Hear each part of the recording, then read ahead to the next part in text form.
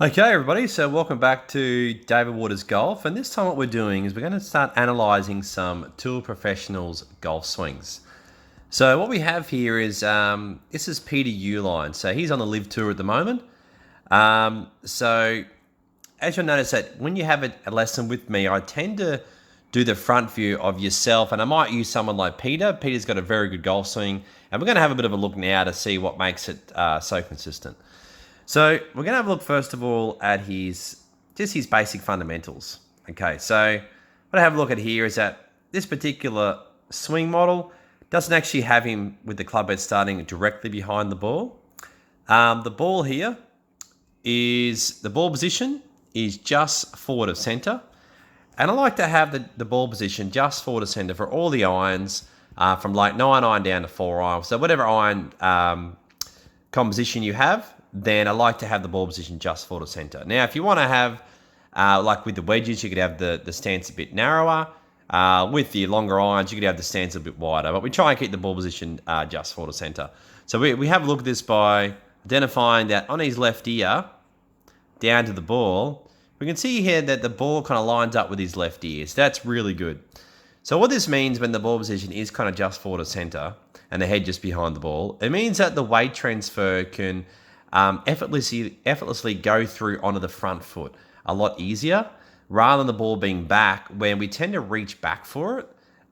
So it's good to have the ball position a little bit further forward so we can actually transfer our weight a little bit easier. All right, so let's have a bit of a look here. So let's look at his head. So draw a little circle around his head. Let's have a look and see how stable he keeps his head. So it just swings back, he turns his body. Okay, so looking at this here, you can see that his left shoulder goes underneath his chin. His head stays roughly in the same position. And I also like to look at the brim of the cap. Okay, so the brim of the cap, just in here, just below, so the brim of his cap actually stays very much the same. So I like to say the angle of his head stays very much the same from the starting position right up until the top of his swing. Okay, so I'm just going to draw that line again, like this. Take the club up to the top of his swing. The brim of his hat stays basically the same, so head staying in the same angle. Shoulder pass underneath his chin. Okay, we're also going to have a look here at the pressure inside his right foot. Okay, as he keeps that pressure inside his right foot as well. Okay. Now, as he takes the club back, we can see here that what we should see in a really good golf swing is that basically you see the gradual hinging of the wrists. Okay, so he gradually hinges his wrists all the way to the top of his swing and therefore gets a 90-degree angle at the top. Okay, so I just drawn a line there that this shows his left arm in the shaft is forming like a 90-degree angle. So that's something that's really important. If someone who doesn't have that 90-degree angle at the top, what basically means that you're not creating enough hinge, and therefore, typically someone who doesn't hinge their wrist like this also, when they get to the top, your arms need to create leverage somewhere. So if they don't hinge the wrist, you tend to bend your left arm. That's why we see there's big bend in the left arm sometimes, because you just haven't hinged your wrist early enough. So if you gradually hinge your wrists, what happens is that you tend to have a little bit of a shorter compact swing, which is kind of what we want to see. And also you won't bend the left arm, so you won't have that kind of, that carry on to the downswing. So whatever happens in the backswing typically is what is going to flow onto the downswing. So we've got that really great angle in here. It's going to give us a lot of power. All right, so as we come back down, so let's just draw that line around that head again. There. All right, so the first thing we can see as he comes back down, get to the top. I'm going to draw a line now in his left hip. Now he's going to break through that white line.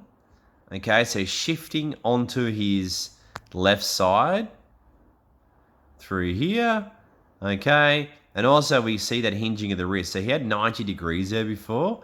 Now, as he comes back down, you see how he's actually even lowered the amount of angle as he comes back down. Okay, so he's actually even lowered the angle now. So he's probably gone from 90 down to probably 75 degrees. So now he's storing even more power in the wrists.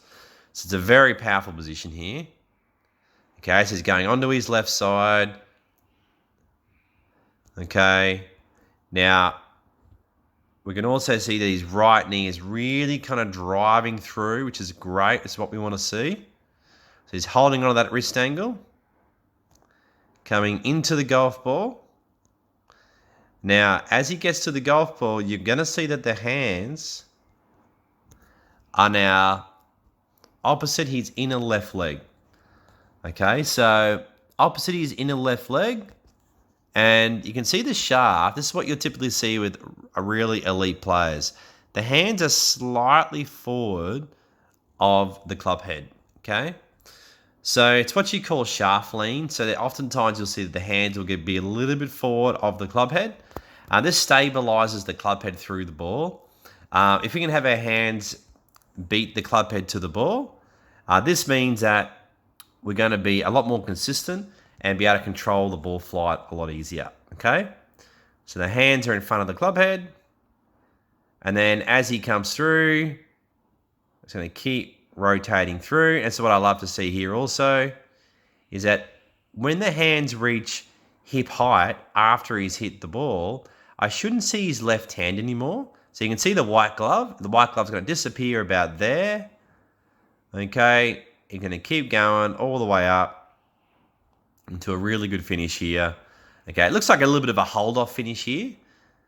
Okay, so maybe he hits some fades here. I'm actually not really sure what kind of shot shape he hits, but that kind of hold-off finish there he might have tried to hit a fade in this particular shot here.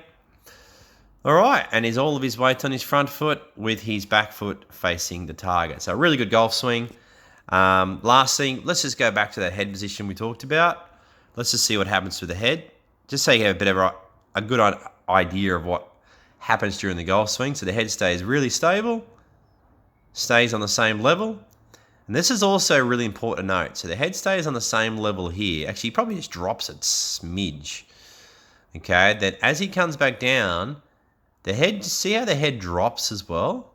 This is what you'll see a lot of the elite players in good ball strikers. Their head kind of comes down a little bit as they hit the ball, but then they come down and they stay down, okay? They don't go down then come back up. They stay down, they hit it, and then their head comes through.